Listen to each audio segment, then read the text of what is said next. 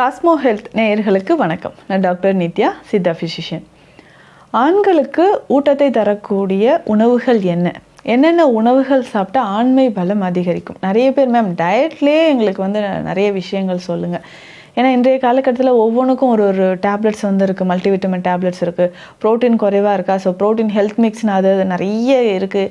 So அப்போ நேச்சுரலாக என்ன சாப்பிட்டா நமக்கு ஆண்மைத்தன்மை அதிகரிக்கும்? ஸோ நேச்சுரலாகவே இன்றைய காலகட்டத்தில் நிறைய பேருக்கு, அதாவது நம்மக்கிட்ட கவுன்சிலிங் வர கப்புள்ஸே மேடம் இப்போது என்ன டயட் நம்ம எடுத்தால் ஸ்பெர்ம் கவுண்ட் இன்க்ரீஸ் ஆகும்? அதற்கு அடுத்தது பார்த்தோம்னா, இன்றைக்கு இளம் வயதிலே நிறைய பேருக்கு பார்த்தோம்னா இந்த ஸ்பெர்ம் கவுண்ட் ரொம்ப குறைவாக இருக்கிறத நம்ம பார்க்குறோம். ஒலிகோஸ்பெர்மியாவோ இல்லை ஏசோஸ்பெர்மியா மாதிரியான கண்டிஷனோ நம்ம பார்க்குறோம். இந்த மாதிரி இருக்கும் சமயங்களில் உணவு முறையில் அதிகமான கவனம் செலுத்த வேண்டியது என்ன? ஆண்களுக்கு ஊட்டத்தை தரக்கூடிய உணவுகள் என்ன? ரொம்ப சிம்பிள் தான். நம்ம டெய்லி ரொட்டீனாக சாப்பிடக்கூடிய உணவில் சின்ன சின்ன மாற்றங்கள் செய்தாலே போதும். ஸோ முதல்ல பார்த்தோம்னா எந்த வயதில் நம்ம இருக்கிறோம் அப்படின்றது ரொம்ப ரொம்ப முக்கியம். இன்றைய காலகட்டத்தில் ஒரு 30-35 வயதில் இருக்கக்கூடிய நபர்களுக்கே இந்த நிறைய ப்ராப்ளம், நரம்புகள் தொடர்பான பிரச்சனைகள், ஆண்களுக்கு நரம்புகள் தொடர்பான பிரச்சனைகள் இருக்குது, இல்லை எரெக்ஷன் டிஸ்ஃபங்க்ஷன் இருக்குது, இல்லை ஸ்பெர்ம் கவுண்ட் ரொம்ப குறைவாக இருக்குது, உடலே பலவீனமாக இருக்குது அப்படின்னு நிறைய பேர் சொல்லுவோம். இதை தாண்டி பார்த்தோம்னா சில ஆண்களுக்கு வயதிற்கேற்ற உடல் எடை இல்லாமல் இருக்கிறது ஒரு ரீசனாக இருக்குது. ஸோ எளிமையாக வீட்டில் இருக்கக்கூடிய உணவுகள் என்ன, இதை நம்ம அதிகமாக கவனம் செலுத்தி சாப்பிட்டாலே நம்ம உடல் ஆரோக்கியமாக இருக்கும்ன்றதை நம்ம தெரிஞ்சுக்கணும். இதில் முதல் வகையை அப்படின்னு பார்த்தோம்னா எதெல்லாம் நம்ம அவாய்ட் பண்ணணும், தவிர்க்க வேண்டிய உணவுகள் அப்படின்னு பார்த்தோம்னா, ஸோ அதிகமாக ஸ்பைசி ஃபுட்ஸ் எடுக்கிறதையும் அவாய்ட் பண்ணணும். ஸோ அதிகமாக ஸ்பைசி ஃபுட்ஸ் அப்படின்னா இரவு நேரத்தில் நிறைய ஆயில், அதாவது எண்ணெயிலே பொரித்த உணவுகள், அதில் நம்ம மசாலா பொருட்கள் நிறைய சேர்த்து சாப்பிடுவது. அதுக்கப்புறம் பார்த்தோம்னா ஜங்க் ஃபுட்ஸ் நிறைய சாப்பிட்றது. இந்த ஜங்க் ஃபுட்ஸில் பார்த்தோம்னா உப்பு சுவை தான் அதிகமாக இருக்கும். ஸோ அதை ப்ரிசர்வ் பண்ணுறதுக்காக ப்ரிசர்வேட்டிவ்ஸ் நிறைய சேர்த்து உப்பு சுவை இருக்கக்கூடிய மாதிரியான உணவுகளை நிறைய சாப்பிட்றத தவிர்க்கணும். இதற்கு அடுத்தது இன்னொரு முக்கியமான விஷயம் என்னென்னா உடல் உஷ்ணம் அதிகரிக்க தான் ஸ்பெர்ம் கவுண்ட் குறைய ஆரம்பிக்குது. அப்போ உடல் உஷ்ணம் அதிகரிக்காமல் இருப்பதற்கு நம்ம உடலை எப்படி பாதுகாக்கலாம்னா, நிச்சயமாக எண்ணெய் குளியல் ரொம்ப அவசியமான ஒரு விஷயமா இருக்கும். நம்ம உணவில் நிறைய காய்கறிகளை சேர்க்கணும். அதற்கு பார்த்தோம்னா நீர்ச்சத்து நிறைய இருக்கக்கூடிய காய்கறிகளை நம்ம சேர்த்து சாப்பிட்டுட்டே வரணும். ஸோ ஆண்களை பொறுத்த வரைக்கும் உடல் உஷ்ணம் அதிகரிக்காமல் இருக்கிறது ரொம்ப நல்லது. இப்போது எண்ணெய் குளியல் எடுக்கிற ஒரு வழக்கமே நிறைய பேருக்கு குறைஞ்சிட்டு வந்தது. இதற்கு அடுத்தது பார்த்தோம்னா நம்ம சாப்பிடக்கூடிய உணவில் நீர்ச்சத்து அதிகமாக இருக்கக்கூடிய காய்கறிகளை தேர்ந்தெடுத்து நிறைய சாப்பிடணும். காஃபி, டீ குடிக்கிறோம் இல்லைங்களா, இதையுமே ஆண்கள் அவாய்ட் பண்ணுறது நல்லது. இதை தாண்டி பார்த்தோம்னா அதிகமான ஆல்கஹால், ஸ்மோக்கிங், புகைப்பழக்கம் இருந்தது அப்படின்னாலும் இதையும் நம்ம அவாய்ட் பண்ணணும்.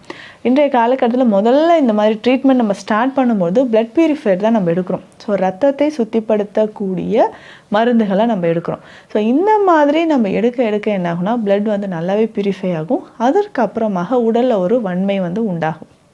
இதற்கு முக்கியமாக இதெல்லாம் அவாய்ட் பண்ணணும்னு சொல்லிட்டேன். அடுத்தது ஸ்லீப் அப்படின்றது ரொம்ப முக்கியம், தூக்கம். ஸோ ஒரு நாளைக்கு 7-8 மணி நேரம் உறக்கம் ரொம்ப ரொம்ப அவசியம். ஸோ இரவு நேரத்தில் ரொம்ப நேரம் கண் முழிச்சு இருந்தாலும் ஸோ உடலில் உஷ்ணம் அதிகமாகி அதனாலேயும் நிறைய விளைவுகள் ஏற்படுது. உணவில் நம்ம என்னங்க சேர்த்து சாப்பிட்லாம் அப்படின்னு பார்த்தோம்னா, நம்மளுடைய உணவில் 7 தாதுக்கள், உடலில் பார்த்தோம்னா 7 தாதுக்கள். இந்த 7 தாதுக்களை முக்கியமாக விந்தணுக்கள் உற்பத்தி ஆவதற்கு முக்கியமாக கால்சியம், அதற்கு அடுத்தது புரோட்டீன் ரொம்ப ரொம்ப முக்கியம். இதற்கு அடுத்தது மெக்னீஷியம், ஜிங்க். இந்த சத்துக்கள் நம்ம உடலில் சேர என்ன ஆகும்னா, ஸோ வன்மையான ஒரு விந்தணுக்கள் உற்பத்தியாக ஆரம்பிக்கும், உடலிலும் வன்மை உண்டாகும். இன்றைக்கி நிறைய ஆண்கள் சொல்கிற ஒரு விஷயம், சிலர் கவனித்து பார்த்தோம்னா தெரியும், கொஞ்சம் கொஞ்சமாக என்னோட உடல் வலிமை குறையுது, மசிலோட மாஸ் குறையுது அப்படின்னு சொல்லுவாங்க. மசில்ஸ் எனக்கு ரொம்ப வீக் ஆகிட்டே போகுது. ஸோ கொஞ்ச நாள் இப்போலாம் 2 வீலர் கூட என்னால் ஓட்ட முடியல, 2-3 ஃப்ளோர் என்னால் ஸ்டெப்ஸில் ஏறி போக முடியல, அந்த அளவுக்கு மூச்சு வாங்குற மாதிரி இருக்குது. ஸோ இதற்கு காரணம் என்னென்னு பார்த்தோம்னா, நம்ம உடலில் டாக்ஸின்ஸ் அதிகமாக சேர்றதும் மசில் மாஸ் குறையிறதும் தான். அப்போ இதற்கு தேவையான உணவுகள் நான் முன்னரே சொன்ன மாதிரி கால்சியம், புரோட்டீன் நிறைய இருக்கக்கூடிய உணவுகளை எடுக்கணும். இதில் முக்கியமாக கீரை வகைகளை நிச்சயமாக சாப்பிட்டுக்கிட்டே வந்தோம்னா உடலில் அந்த கால்சியம் லெவல் அப்படின்றது இன்க்ரீஸ் ஆகும். போகம் விளைவிக்கும் கீரைகள் அப்படின்னே சித்த மருத்துவத்தில் இருக்குது. இதில் என்னென்ன கீரைகள் சொல்லியிருக்காங்க அப்படின்னு பார்த்தோம்னா, முருங்கை, ஃபஸ்ட்டு நம்பர் 1 அப்படின்னு பார்த்தோம்னா முருங்கைக்கீரை தான். கீரைகள்லேயே கால்சியம் ரொம்ப அதிகமாக இருக்குது. ஸோ அந்த வகையில் பார்த்தோம்னா முருங்கைக்கீரை முருங்கை மரத்தோட எல்லா பாகங்களுமே ஆண்மைத்தன்மையை அதிகரிக்கக்கூடியது தான். அப்போ முருங்கைக்கீரையை தினமும் உணவில் நம்ம சேர்த்து சாப்பிட்டுட்டே வரணும். முருங்கைக்கீரை இல்லைனாலும் முருங்கை பொடி, முருங்கைக்கீரையோட பவுடர், இந்த பவுடரை நம்ம தினமும் உணவில் ஆண்கள் சேர்த்து சாப்பிட்டுட்டே வரணும். ஸோ ஆண்களுக்கு விந்தணுக்கள் எண்ணிக்கை அதிகரிக்கணும்னா முருங்கைக்கீரை ரொம்ப ரொம்ப முக்கியம்.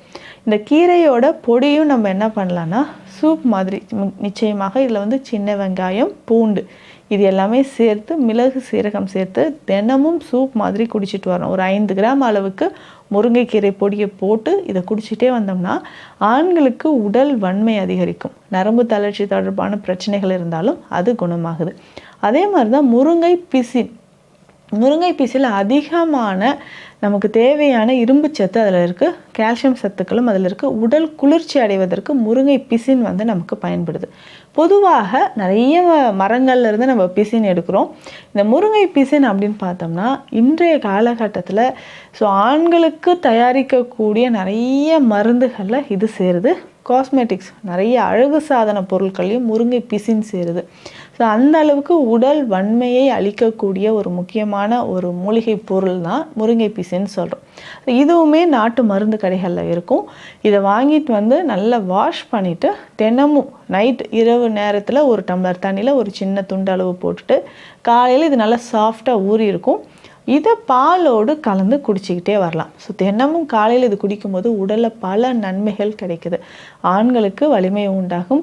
நிறைய பேர் ஜிம் போகிறோம், இல்லை எக்ஸசைஸ் போகிறோம், வாக்கிங் போகிறோம், வெயிட் லாஸ் பண்ணுறேன் அப்படின்னு சொல்கிறவங்களும் முருங்கை பிசின் பயன்படுத்தலாம். பித்தத்தை குறைத்து உடல் உஷ்ணத்தை இது குறைக்குது. அதற்கு அடுத்தது இதையும் நிறைய பேர் நீங்கள் ட்ரை பண்ணியிருப்பீங்க. என்னென்னா முருங்கை விதை. இந்த முருங்கை விதையை நம்ம எப்படி பயன்படுத்தலாம் அப்படின்னா, முருங்கை விதையை நல்லா வாஷ் பண்ணி எடுத்துகிட்டு லேசாக நெய்யில் வறுத்து எடுத்துக்கணும். இந்த முருங்கை விதைகளை நெய்யில் வறுத்து இதை பொடி பண்ணி எடுத்து வச்சுக்கணும்.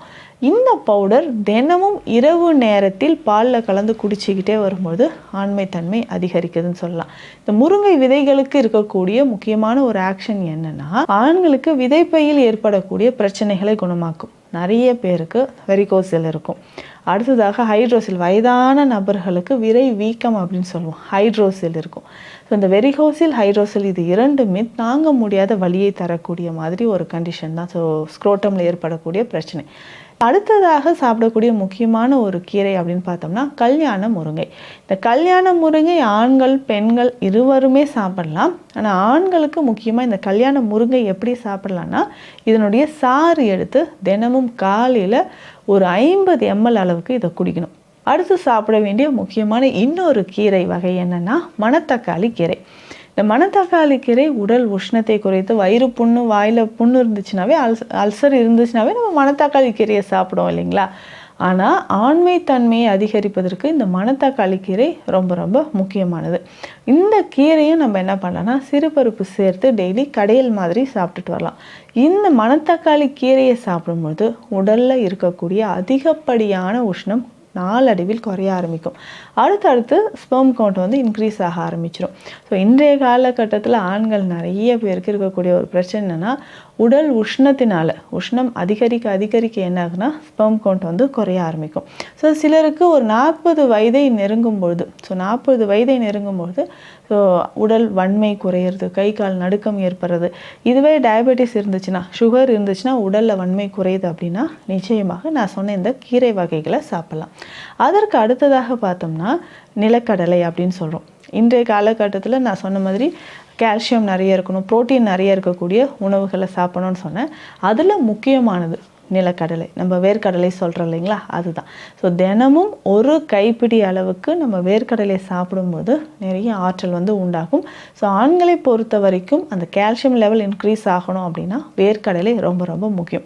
இதை தாண்டி சித்த மருத்துவத்தில் இருக்கக்கூடிய மூலிகைகள் அப்படின்னு பார்த்தோம்னா சின்ன சின்ன நமக்கே தெரியும், இதெல்லாம் நிறைய பேர் நீங்கள் ஃபாலோ பண்ணியிருப்பீங்க.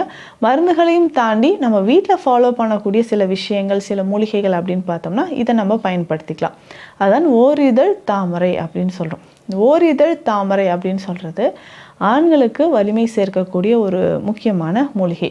அதாவது ஒலிகோஸ்பெர்மியா இருக்குது, லயசோஸ்பெர்மியா இருக்குது, மொட்டிலிட்டி கம்மியாக இருக்குது, வாட்டரி செமன் அப்படின்னு சொல்லுவாங்க. விந்து நீர்த்து போதல், நீர்த்து போன விந்து கெட்டிப்பட அப்படின்னா நம்ம இந்த ஓரிரு தாமரையை பயன்படுத்தலாம். இது கர்ப்பம் முறைப்படி எப்படி சாப்பிடலாம் அப்படின்னு பார்த்தோம்னா, இந்த ஓரிரு தாமரை பொடியை கொண்டு வந்து நல்லா க்ளீன் பண்ணிக்கணும். ஸோ தாவரமாக கிடைச்சதுன்னா நல்லா க்ளீன் பண்ணி நிழலில் உலர்த்தி அதை பவுடர் பண்ணிக்கலாம். இல்லை ஓரிதழ் தாமரை அப்படின்னு சொல்லக்கூடிய பொடி நமக்கு கடைகளில் கிடைக்கும். இந்த பொடியை வாங்கிட்டு வந்து நம்ம பயன்படுத்த போகிறோம். இதை எப்படி பயன்படுத்த போகிறோம்னா, துளசி சாறு, சாதாரண துளசி இல்லைன்னா கருந்துளசி இருந்தால் இன்னும் சிறப்பு. துளசி சாறு விட்டு ஓரிதழ் தாமரை பொடியை கலந்து வெயிலில் வைக்கணும், திரும்பவும் எடுக்கணும். ஸோ இந்த மாதிரி 3 to 5 முறை துளசி சாறை திரும்ப திரும்ப விட்டு விட்டு வெயிலில் வச்சு எடுக்கும் பொழுது நமக்கு அது உலர்ந்து ஒரு கர்ப்ப மருந்தாக கிடைக்கும். இந்த கர்ப்ப மருந்தை 2 to 3 கிராம் அளவுக்கு எடுத்து தேனோடு கலந்து காலை இரவு 2 வேளையும் நம்ம உணவுக்கு முன் சாப்பிட்டுக்கிட்டே வரணும். ஸோ இந்த மாதிரி உணவை நம்ம எடுக்கும்பொழுது நிச்சயமாக ஆண்மைத்தன்மை அப்படின்ற ஒரு பிரச்சனை இல்லாமல், ஆண்மை குறைபாடு அப்படின்ற பிரச்சனை இல்லாமல் ஸோ விந்தணுக்கள் எண்ணிக்கை அதிகரிக்கும், உடல் சோர்வு குணமாகும். மீண்டும் அடுத்த பதிவில் சந்திக்கலாம். நன்றி.